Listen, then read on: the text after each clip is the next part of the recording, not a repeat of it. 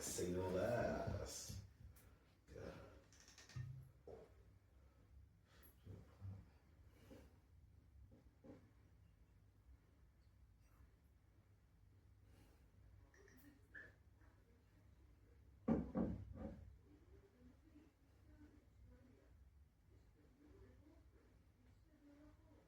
To the season of despair and joy.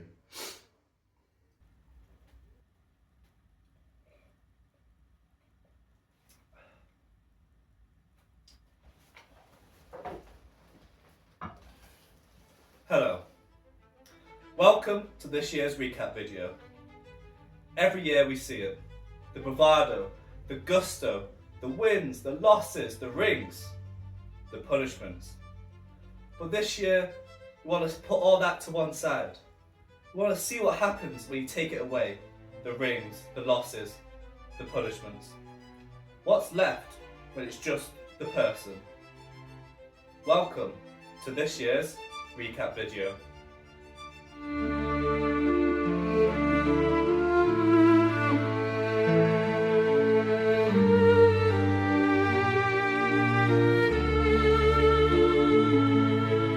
Welcome to the Druggo Bowl Fantasy Football Recap. Recap, recap, oh yeah. Where the dreams of glory and the laughter never clap, never clap, never clap, oh no. Every Sunday we battle, giving all that we got, all we got, all we got, oh yeah. Chasing those rings, but oh, they cost a lot, cost a lot, cost a lot, oh no. We'll bring chasers, living for the thrill, living for the thrill, yeah. In this wild competition, we're climbing up the hill, climbing up the hill, oh yeah. Like every season, we start with a draft, hoping that the people we pick will enable us to win it all. But like always, our hopes mean nothing, and our fate is now in the hands of the players we picked and the decisions we make. Battle for the chip starts today. Starts right now. I'm ready for it. The start of every season requires a certain level of delusion and self-belief. There's a lot of good teams. I'm going to win. This delusion and self-belief is what allows you to believe the decisions you make are better than everyone else's. But as the year goes on, those thoughts often change. Early season heroics had Justin feeling very confident. So, listen, 4-1, feeling good. I just want to pump the hype brakes in a little bit because I get PTSD from last year. So I'm going to take it one game at a time. I could go 6-1 and it could see lose 6 in a row. So, one game at a time, onto the Sonoro Los Toros. Unfortunately, on the other end, Rev's early season had left much to be desired. Update on the season so far. Could be better. I think it kind of sums up my season. The fact that I look like this and in a pretty bad state, health wise and fantasy wise. So not ideal. However, the early season is not what dictates rings or punishments. What's important is how you continue to grow and compete, because you never know when things may start to go downhill. After the London game, it always goes downhill. I've never lost a London game. No, won a London game about last 5 years now, so it's a very bad streak. But what can you do? You know.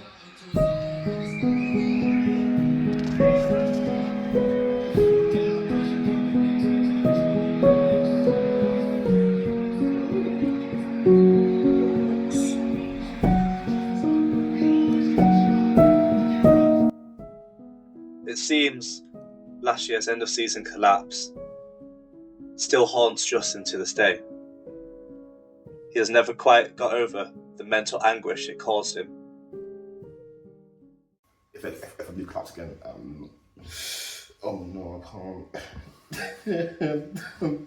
the pain is too real, man. Get flashbacks. Flashbacks. But nah, history will not repeat itself. It will not repeat itself. Oh no. Touch wood. It's happening.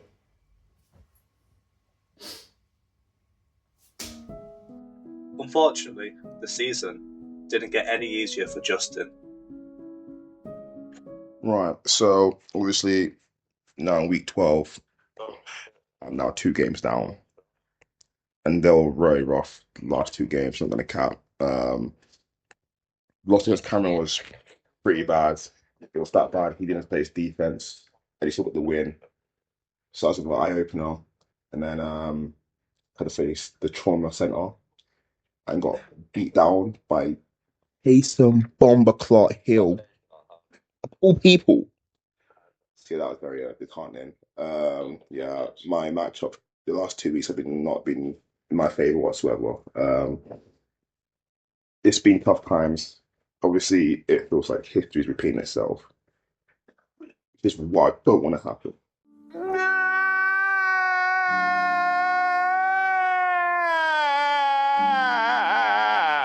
During this time, Rev had gone underground. No one knew what happened to him.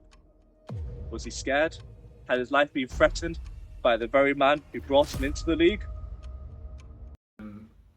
Let's face it, this season he got a bit chirpy, got a little bit cocky, and the way he started the season, ideally would have shut him up. It didn't. He doubled down, but ultimately, eventually, the season didn't work out well for him.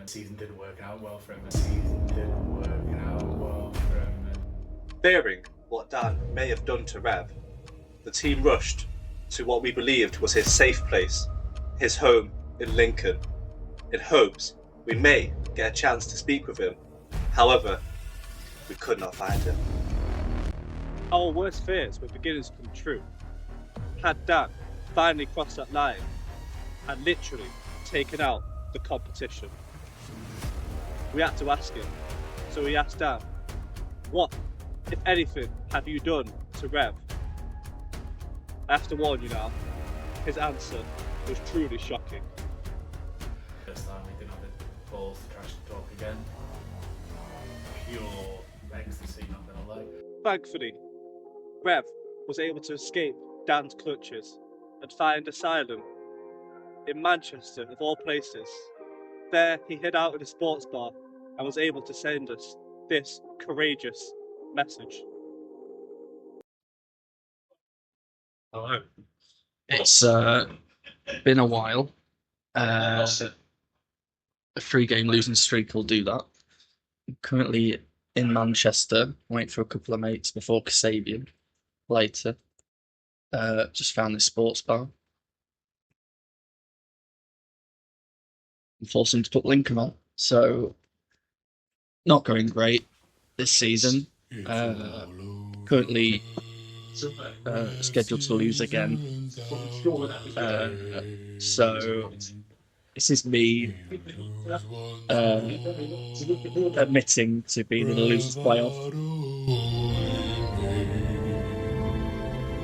Just go away, seek a new game to play, away from fantasy NFL.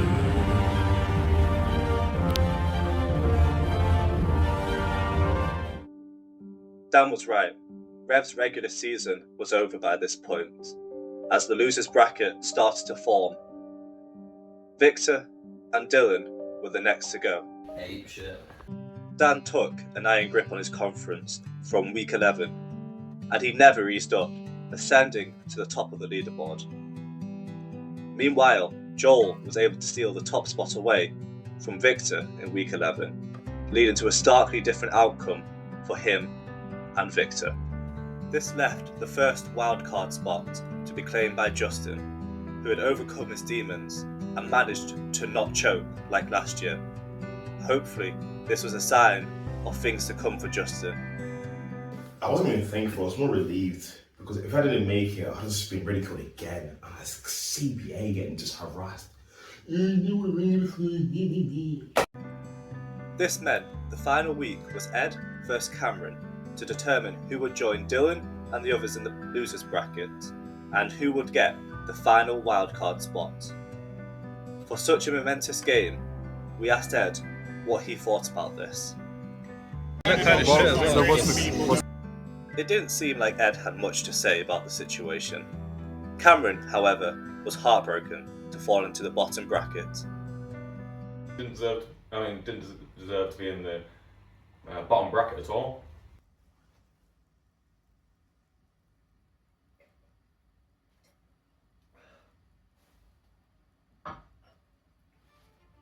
Once again, the playoffs were set. We had Dan versus Ed, Justin versus Joel on the winner's side, and on the loser's side, we had Victor versus Rev and Cameron versus Dylan. This is where legacies are made.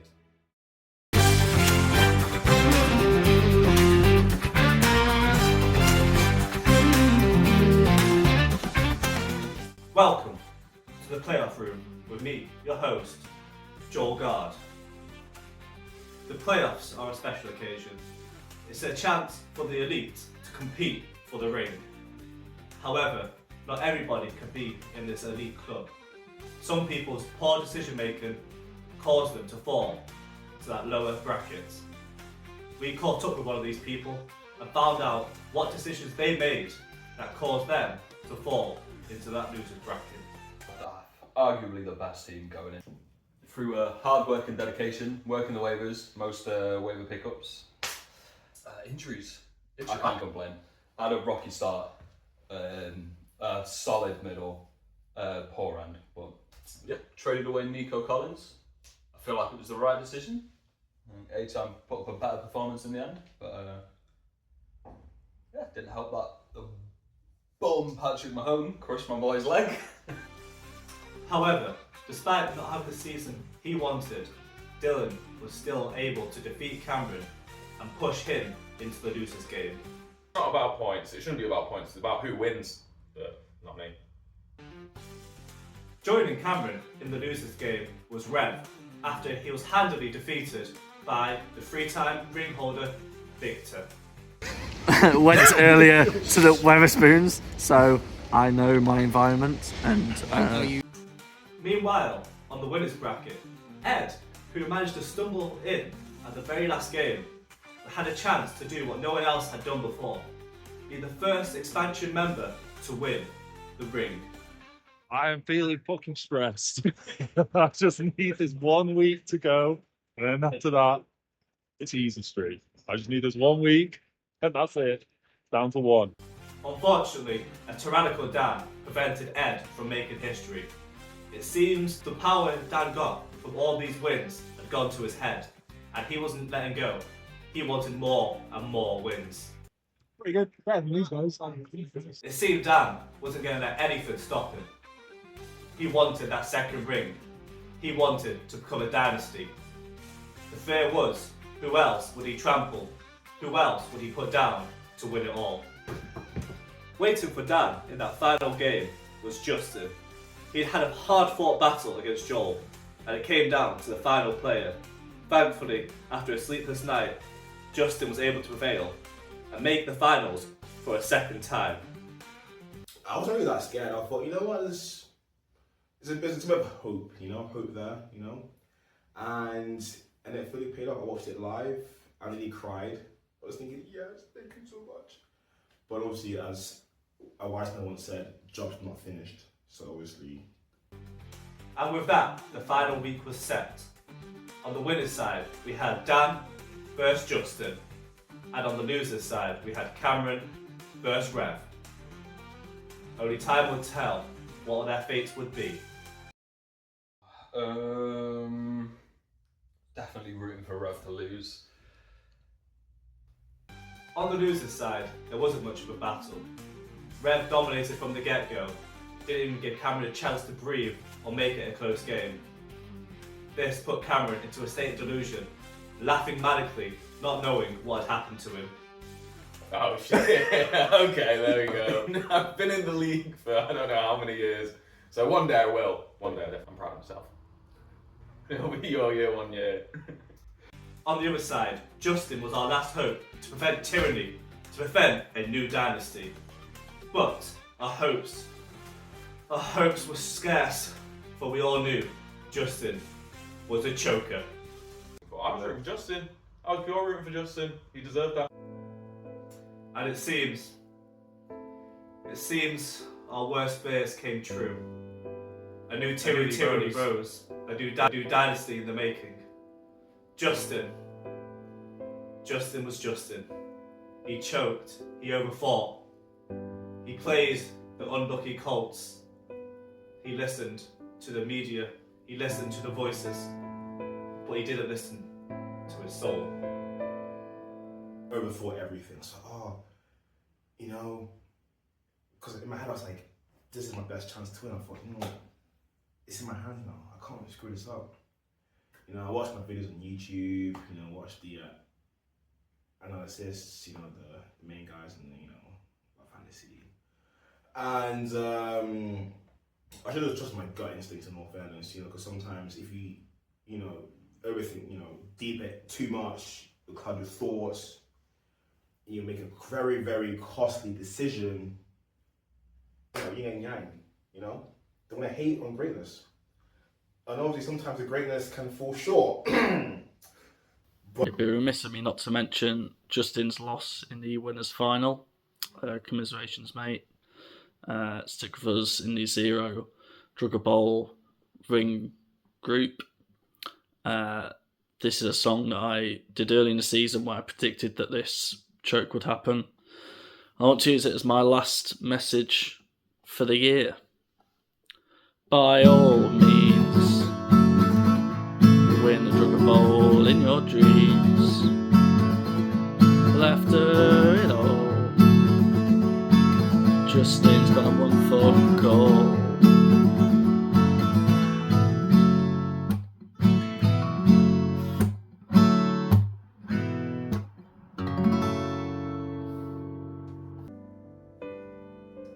And with that, we have a new champion.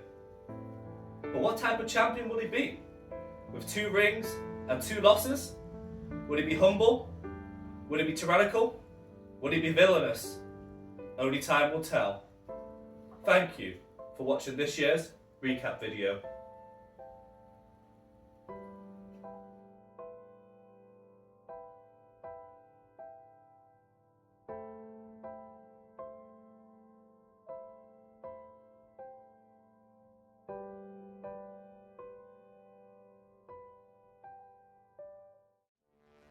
We sat down back in August and you asked me how I thought my season was going to go. I sat there wearing this very same red shirt and I said that come February we'll be watching the Chiefs going for the 3-peat and I will have ascended back to the top of the mountain. And well, here we are. The Chiefs are in the Super Bowl and I have once again ascended to a position of glory. Now, some may say I didn't win this title, rather Justin lost it.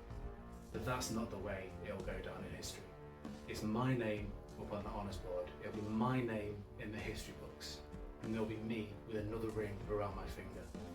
I have become a giant amongst men, a stallion amongst mere colts, and I am your champion now. And one more thing, Mr. Ingham, it's time for you to start looking for a new name, because I am the victor.